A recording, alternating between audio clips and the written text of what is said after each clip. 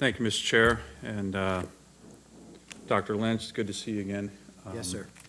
I think you'll probably won't be surprised when I talk about a topic that you and I have been spending a lot of time on lately, and that's the issues in Alaska. Again, I appreciate the chairman and the ranking members' support for our hearings out in the state in August that I think were hopefully very helpful to you and your team, and certainly are helpful to me and my team. You know, when I was here last, we had a latest hearing. We talked about Dr. Shulkin's 6 points with regard to an Alaska plan, an Alaska pilot program to fix what I think everybody recognizes has been a real problem in terms of the implementation of the Choice Act. And I appreciate you following up, you and your team just recently with my staff.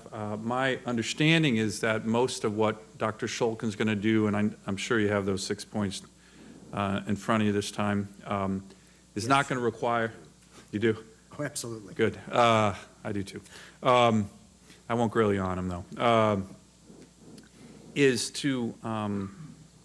that for most of that we're not going to need legislation. I do think that on the issue, my understanding, particularly from the call yesterday, is on the pilot project in the Matsu Valley in terms of the partnerships that you might need some legislative authority there, and I just want to get a commitment from you. I know I'm going to get it, is you'll work with my team and the committee here that we can make sure we know what that is, so whatever bills are moving soon, that we can make sure we have that in hand working with you. Can I get that commitment from you on that? Yes, sir. Okay.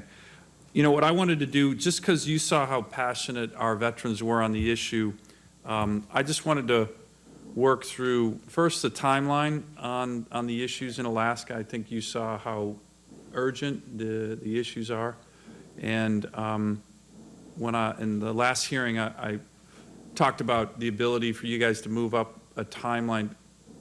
Again, can I get a commitment as soon as possible? We can work with you to announce what we're going to do there in terms of an Alaska pilot plan, particularly in the areas where you have authorities, so we can get that out and start giving our veterans hope.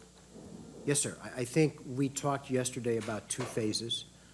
One, we have already implemented a virtual integration between Tri-West and the integrated care service in Anchorage, so that there is a direct connection between those individuals at VA Alaska who have worked for a long time with the community providers.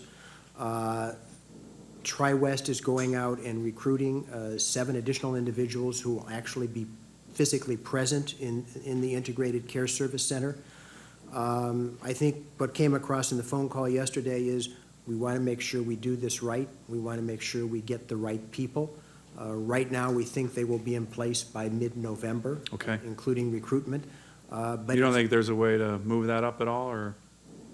Sir, it's my understanding they are moving as quickly as possible. Okay. They want this almost as bad as you do, because I can. I doubt it, but that's okay. Well, I can tell you. No, maybe they do, and that's great. We're all trying to work together. That's Having walked through and talked with the people in that unit, they are very committed to the veterans. Oh, they are. And they are very committed to the vendors that are working with our veterans.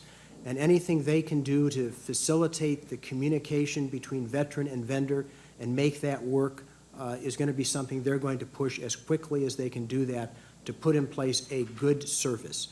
Remember, this is a pilot. It will probably be implemented in other places across VA. We want to make sure it's successful. Good, good. I appreciate that constructive answer. Let me ask, you know, we're still getting a ton of veterans weighing in with my office on this issue, and what I thought would be useful just in the remaining time I have is just have them speak directly to you and see if you can answer a couple of their questions. One, Miss Kathy Blodgett of Anchorage, she wrote into our office, said, you know, she's a veteran, she works at the VA, she's an Air Force veteran, that the Alaska VA takes pride in the service to our veterans, but are spending dozens of hours on the phone trying to fix the contractor's shortcomings, and our employees cannot do the jobs they are hired to do because they're spending so much time on resolving the Choice Act issues. Can I just make the And I'll just throw one other out there because I'm trying to get in under the buzzer. A board-certified doctor in Anchorage, Saket Ambesht, he said that, and he's a disabled vet, he wrote into my office, he said he has provided care to 1,036 patients out of 7,994 over the last several years, but in the last several weeks has been only able to see 2 VA patients out of close to 100, again, from Choice Act implementation. Will the Alaska plan kind of address some of these issues that are directly coming from our vets and people who've worked with the VA or in the VA?